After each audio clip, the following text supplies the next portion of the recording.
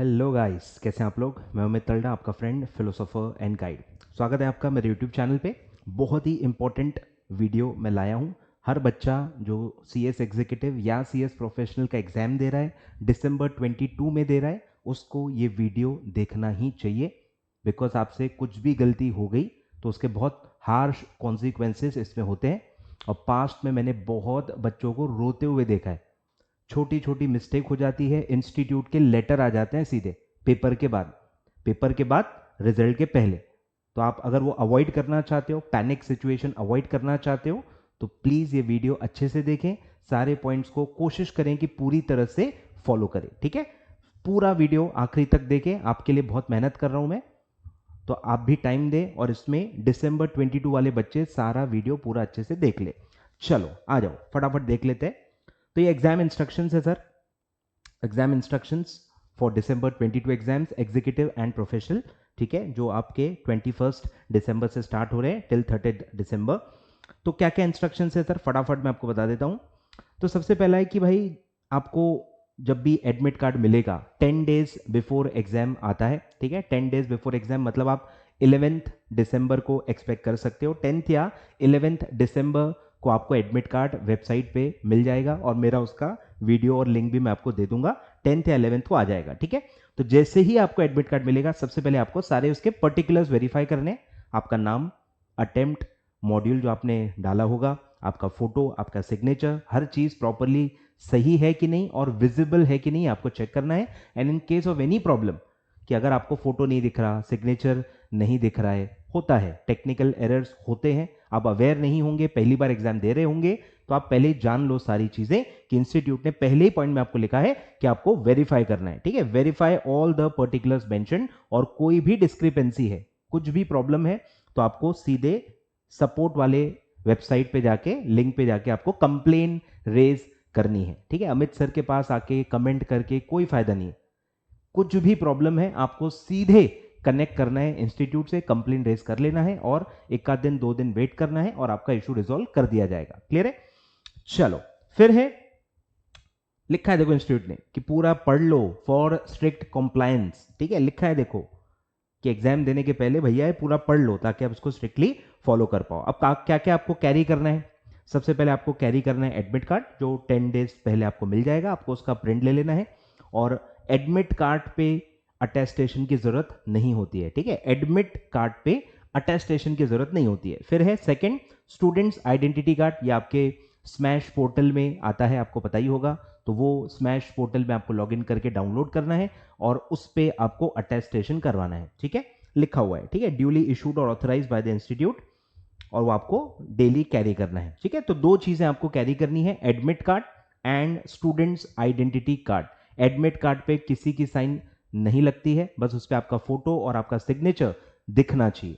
I repeat, admit card पे normally attestation नहीं लगता है, लेकिन अगर आपका फोटो या सिग्नेचर विजिबल नहीं है तो आपको फोटो चिपकाना पड़ेगा, फिजिकल साइन करना होगा, और फिर एडमिट कार्ड को भी अटेस्टेशन कराना पड़ेगा अगर आपका फोटो या सिग्नेचर या दोनों विजिबल नहीं है तो। क्लियर है। फिर क्या क्या आप कैरी कर सकते हो, अलाउड टू कैरी, ठीक है। पानी की बोतल, face mask, sanitiser, pencil, pen, eraser, ordinary calculator, normal सब कैलकुलेटर, स्केल वेल, जो भी लगता है आप लेके जा सकते हो, कोई दिक्कत नहीं है।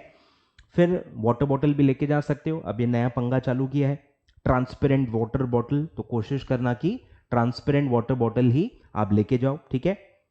फिर है एग्जामिनेशन बोर्ड, ठीक है, बोर्ड आप जिस पे लिखते हो, तो वो भी ट्रांसपेरेंट कहा है। अब आप फॉलो कर सकते हो तो कर लो, नहीं कर सकते तो कोई बात नहीं, ठीक है। ये दो चीज़ें मेरे हिसाब से इतना मतलब स्ट्रिक्टली फॉलो नहीं होती है, ठीक है।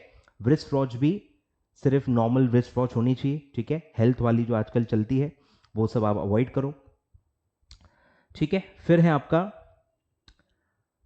अब ध्यान दो, इसमें भी देखो लिखा हुआ है, superintendent and invigilator have been advised to verify the identity of each and every candidate at the time of entry. उनको भी ये कहा गया है कि आप चेक करो। अब ये कितना हद तक कॉम्प्लाय होता है पता नहीं रहता, काफी बच्चे इसलिए मुझे पूछते हैं और मैं साफ साफ मना करता हूं कि मुझसे मत पूछो। इंडिया में बहुत सारे सेंटर है, अगर मेरे सिटी में चेक नहीं कर रहा तो मैं ये अज्यूम नहीं कर सकता कि पूरे इंडिया में सारे इन्विजिलेटर चेक नहीं कर रहे होंगे। बच्चा नहीं हूं मैं, I can not assume like students assume. तो अगर एक आध 2 सेंटर, 4 सेंटर, 5 सेंटर, 10 सेंटर पे चेकिंग नहीं हो रही है तो पैन इंडिया कोई भी इन्विजिलेटर आपसे चेक ही नहीं करेगा, ऐसा जजमेंट लेना बहुत गलत है। मैं आपके भविष्य के साथ नहीं खेल सकता। आज मैं आपसे कहूं कि नहीं चेक नहीं करते, बिंदास चले जाओ, आधार कार्ड लेके, पैन कार्ड लेके चले जाओ। कल अगर वहां पे इन्विजिलेटर अड़ गया, क्या कर लोगे आप? पावर क्या है आपके पास? मेरे पास क्या पावर है? कौन हूं मैं? कोई भी नहीं हूं। आपको मैं कभी हेल्प नहीं कर पाऊंगा। आए कुछ समझ में? तो इसीलिए कह रहा हूं ऐसी बहुत एक्सट्रीम सिचुएशन अवॉइड करना ही समझदारी है मेरे हिसाब से। तो जैसा लिखा है वैसा चुपचाप कॉम्प्लाई करके अच्छे बच्चे की तरह एग्जाम हॉल में जाना ज्यादा बेटर होगा। थोड़ा बहुत टाइम वेस्ट होता है पर वो करना ज्यादा जरूरी है, क्योंकि जब एग्जाम हॉल में आपको बैठने के लिए मना कर दिया जाएगा कोई आपको हेल्प नहीं कर पाएगा। ये सारे यूट्यूबर्स, कोई भी आपके परिवार वाले, कोई कुछ भी नहीं कर पाएगा। इसीलिए कह रहा हूं please please please avoid that situation. आप अंदाजा भी नहीं लगा सकते कितना बुरा लगेगा आपको ये छोटा सा शॉर्टकट लेने में, ठीक है?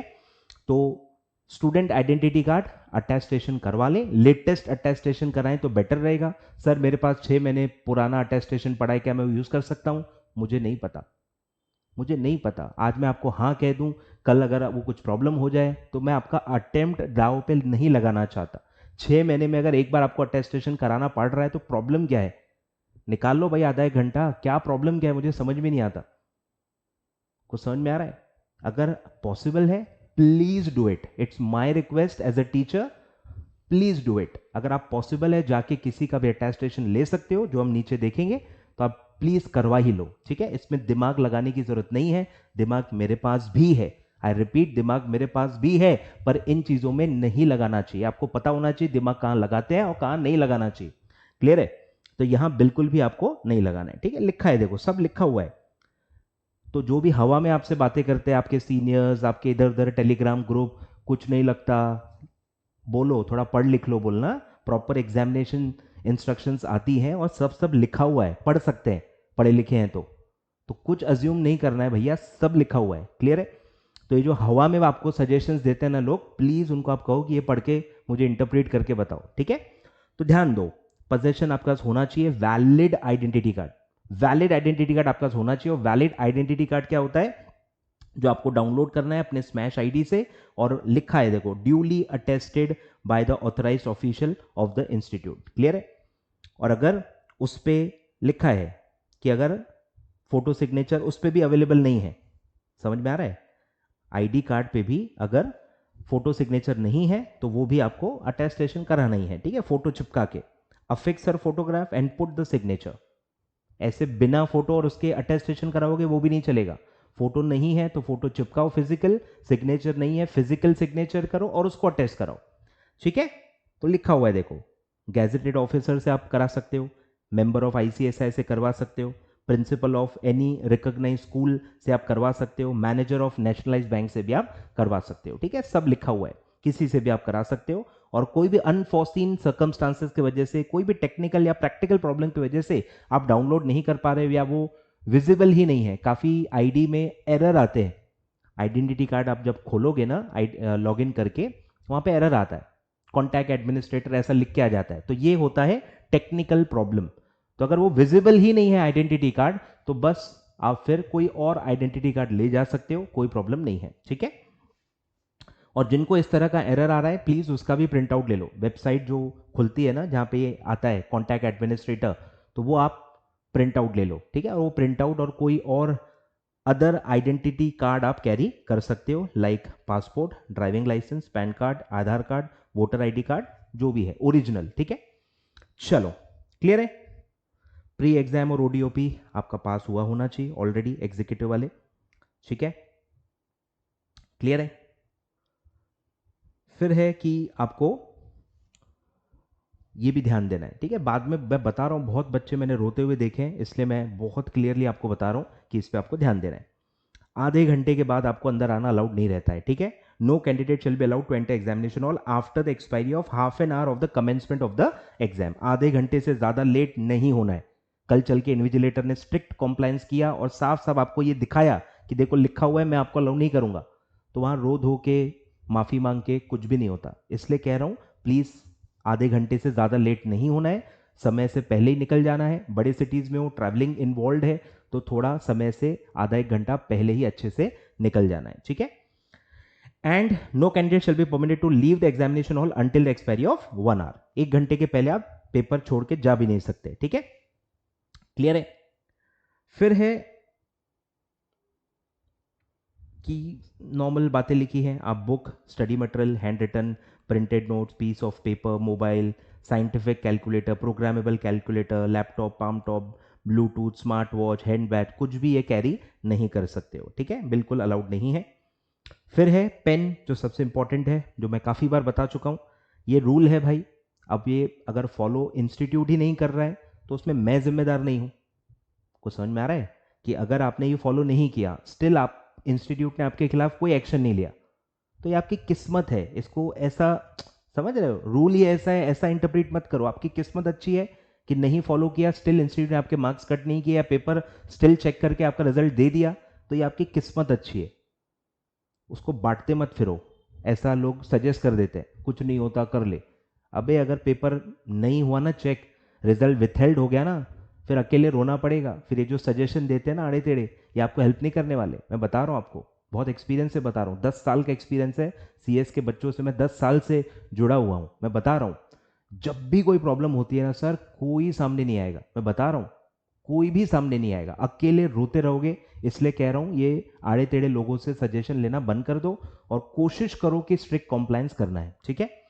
चलो, तो क्या अलाउड है भाई, अपनी हैंडराइटिंग में लिखना है, और ब्लू कलर इंक पेन या blue colour point ball point pen, ठीक है। तो पॉइंट पेन चलता है, आई थिंक उसमें जो ये होती है नॉर्मल डॉट पेन भी आती है, और वो जो क्या रहता है, आई डोंट नो क्या बोलते हैं उसको, तो नॉर्मल पेन चल जाती है, इंक पेन भी चल जाती है, और ब्लू कलर की ही पेन चाहिए, ठीक है। ब्लैक अलाउड नहीं है, बट मैंने देखा है बच्चों ने ब्लैक भी यूज किया हुआ है। मैं वही कह रहा हूं, ब्लैक लिखते हैं लोग पर अलाउड नहीं है। यू शुड बी अवेयर कि अलाउड नहीं है, फिर आपको स्टिल लिखना है, उतना रिस्क लेना है, ये आपका चॉइस है। लेकिन साफ साफ लिखा है कि रिटन पेपर्स में, ठीक है, रिटन पेपर्स में ब्लू पेन ही अलाउड है, इंक पेन या पॉइंट बॉल पॉइंट पेन, ठीक है। और कोई पेन अलाउड नहीं है, ठीक है। रेड, ग्रीन और एनी अदर में ब्लैक भी आ जाएगा, ठीक है। तो ये सब अलाउड नहीं है, ब्लू ही अलाउड है, क्लियर है। फिर ओएमआर पेपर में ध्यान दो, ओएमआर वाले जो पेपर हैं, ठीक है, अकाउंट्स, एफएम, टैक्स, ठीक है, जो ओएमआर पेपर है उसमें लिखा हुआ है ब्लू और black ball point pen only, मतलब इंक पेन अलाउड नहीं है, ठीक है। बॉल पॉइंट पेन ही अलाउड है, ब्लू कलर या ब्लैक कलर, ठीक है, दोनों में से कोई एक आप अलाउड कर सकते हो, क्लियर है। सब लिखा है यहां साफ से, कुछ भी अज्यूम करने की जरूरत नहीं है, सब कुछ लिखा हुआ है।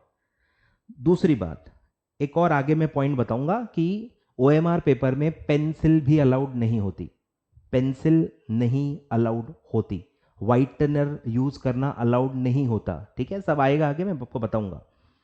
फिर है भैया सारे पेजेस यूज करने हैं, ठीक है, बाप का माल समझ के पेजेस स्किप नहीं करने हैं, सारे पेजेस लिखने हैं, बोथ द साइड ऑफ लिखना है, ठीक है। Use all the pages of the main answer book, both side आपको यूज करना है एडिशनल सप्लीमेंट मांगने के पहले, ठीक है। फिर कुछ भी लिखना नहीं है, यही है सबसे रोने धोने वाला आइटम, कुछ भी रिलीजियस कुछ भी नहीं लिखना है, ठीक है। कोई भी आइडेंटिटी रिवील करने वाला काम नहीं करना है, ठीक है। अपना नाम, रोल नंबर, मोबाइल नंबर, या कोई अपील कर रहे हो पास करा दो, 100-200 ले लो पास करा दो, ये सब ऐसा कुछ भी लिख नहीं सकते, बकवास। अपना नाम नहीं लिख सकते, सिग्नेचर नहीं है, और डिफरेंट कलर के भी पेन यूज नहीं कर सकते, एक ही कलर का यूज करना है। तो जो लोग मल्टी कलर यूज करना चाहते हैं, सर अंडरलाइन कर लेते ना, कोई जरूरत नहीं है, अलाउड ही नहीं है, एक ही कलर की पेन अलाउड है। अब उससे अंडरलाइन करना है कर लो, अलग अलग कलर यूज नहीं कर सकते, ठीक है। तो ध्यान देना, लिखा हुआ है यूज डिफरेंट, ऊपर लिखा है नो, ये सब नहीं कर सकते। तो use different colour ink pen, ball pen other than blue is not allowed, ठीक है, लिखा हुआ है। और फिर है कोई पेपर के क्रिटिसिजम्स नहीं लिख सकते, रिलीजियस या स्पेशल सिंबल्स नहीं बना सकते, गॉड के स्केचेस या salutations, invocation of to god कुछ भी नहीं लिख सकते, ठीक है। तो ध्यान देना, ये काफी बच्चे लिखते हैं उनको आदत होती है और बाद में वो रोते हैं कि सर हमने लिख दिया है, हमको लेटर आ गया है, अब बताओ क्या करें। तो ये बिल्कुल ध्यान देना है कि ये सब नहीं करना है आपको, ठीक है। यानी इतना बताने के बाद भी आप ये गलती करोगे तो भाई आप देखो, ठीक है। तो ये सब है। फिर सारे जो नए क्वेश्चन है, ध्यान दो, जो भी न्यू क्वेश्चन है वो फ्रेश पेज से ही स्टार्ट करना है। New question from fresh page. और जो भी उसके पार्ट्स हैं या सब पार्ट्स हैं, जो सब क्वेश्चंस होते हैं, वो एक ही जगह लिखने, ठीक है। लिखा हुआ है ऑल पार्ट्स और सब questions of that question should be attempted consecutively. एक के बाद एक आपको वो अटेम्प्ट करना है, वो बिखरा के अलग अलग जगह पे आप नहीं लिख सकते हो। फ्रेश क्वेश्चन है तो क्वेश्चन का सीक्वेंस कुछ भी हो सकता है, पर अगर एक क्वेश्चन के अंदर पार्ट्स हैं या सब क्वेश्चंस हैं तो सब क्वेश्चन सारे एक ही जगह लिखने। I hope I am very clear on this, ठीक है। फिर है जो आप क्वेश्चन नंबर या सब क्वेश्चन नंबर लिखोगे वो भी प्रॉपर मार्जिन के अंदर, लेफ्ट हैंड साइड में मार्जिन के अंदर आपको लिखना है। क्लियर है। फिर सबसे इंपॉर्टेंट बात कि नीट एंड लेजिबल हैंडराइटिंग होनी चाहिए, लेजिबल पढ़ने लायक होनी चाहिए और साफ साफ लिखा है, बुरा मानने की बात नहीं है। Any answer book containing bad or illegible handwriting is liable to be awarded 0 marks. साफ साफ लिखा है, अगर आपकी हैंडराइटिंग एग्जामिनर को समझ में ही नहीं आई, वो सीधे 0 मार्क दे सकता है। भले आपने सब सही लिखा होगा, पर अगर वो हैंडराइटिंग लेजिबल नहीं है, पढ़ने लायक नहीं है, उसको समझ ही नहीं आ रहा कि आप क्या लिख रहे हो, तो वो सीधे 0 मार्क दे सकता है। तो आपको ध्यान देना है, हैंडराइटिंग बहुत ही खराब भी नहीं लिखनी है, भले स्लो लिखना है पर पढ़ने में आनी चाहिए, ठीक है। ठीक है, क्लियर है। और फिर जो मैंने आपको कहा कि पेंसिल अलाउड नहीं है, ठीक है। ब्लू या ब्लैक बॉल पॉइंट पेन ही अलाउड है ओएमआर पेपर्स में, और ओएमआर पेपर में पेंसिल अलाउड नहीं है डार्कनिंग ऑफ सर्कल करने के लिए। और साफ साफ देखो लिखा हुआ है कि अगर आपने मल्टीपल सर्कल ड्रॉ कर लिए, यानी मल्टीपल सर्कल को डार्कन कर लिया, तो उसको रॉन्ग आंसर मान के नेगेटिव मार्किंग आपको मिलेगी, ठीक है। लिखा हुआ है सब, तो कोई भी अजम्पशन लेने की जरूरत नहीं है, किसी भी बहकावे में आने की जरूरत नहीं है, सब कुछ एक्सप्लिसिटली लिखा हुआ है, ठीक है। Multiple darken circles for a question will be treated as wrong answer. तो टैक्स, अकाउंट्स, एफएम, तीनों में आपको ध्यान देना है, ठीक है। फिर आप आंसर बदल नहीं सकते। एक बार एक सर्कल आपने डार्कन कर लिया तो साफ साफ देखो लिखा है, candidates have no option to change, alter or erase the answer once he or she has answered the question by darkening the circle. Therefore, before darkening, ठीक है, आपको ध्यान देना है, इंश्योर करना है कि वो करेक्ट है, ऑथेंटिकेट आंसर आप टिक कर रहे हो। और साफ साफ लिखा है, यूज ऑफ व्हाइटनर और correction fluid, eraser, blade is not allowed in the OMR answer sheet. Clear है। तो सब इंपॉर्टेंट चीजें मैंने आपको बता दी हैं। आई होप आप इसका पूरा पूरा फॉलो करोगे, बिल्कुल भी कोई भी बहाना, कोई भी रीजनिंग, कुछ भी नहीं चलेगा। मैं आपको स्ट्रिक्टली बता रहा हूं, कोई भी टीचर आपको कुछ भी कह दे, जब आपके साथ कोई प्रॉब्लम होगी, पेपर के 10 मिनट पहले आपको अगर कुछ प्रॉब्लम हो गई, तब आप किसी को भी कांटेक्ट नहीं कर पाओगे, कोई आपका फोन नहीं उठाएगा, कोई आपको हेल्प नहीं करेगा। मैं आपको सिंपली बता रहा हूं। तो बिल्कुल कोशिश करना है कि इसको डिसिप्लिन वे में सारी चीजों को फॉलो करना है, ताकि आप वो पैनिक सिचुएशन में न पड़ो, ठीक है। मैं अपने 10 साल के एक्सपीरियंस को यूज करके बता रहा हूं, ठीक है। चलिए, thank you so much. I hope आप इसको फॉलो करोगे। और अगर आपको एक भी इंस्ट्रक्शन काम की लगी हो कि यार ये तो मुझे पता ही नहीं था, do share it with your friends, ठीक है। सारे फ्रेंड्स में शेयर करना है, वीडियो को लाइक करना है, ताकि सब लोग अवेयर हो। अवेयरनेस की बहुत कमी है, रूमर्स इसलिए फैलते हैं, आपको मिसगाइड इसलिए किया जाता है क्योंकि लोगों में अवेयरनेस ही नहीं है, लोगों ने कभी इंस्ट्रक्शंस पूरे पढ़े ही नहीं है। तो इसलिए मेरी आपसे रिक्वेस्ट है, do share it with your friends, ताकि सब ऑथेंटिक इंफॉर्मेशन सबके पास हो, किसी के गेस वर्क के हिसाब से आप अपना अटेम्प्ट दाव पे नहीं लगा सकते, ठीक है। थैंक यू सो मच, और do subscribe my channel for more such videos. Thank you so much.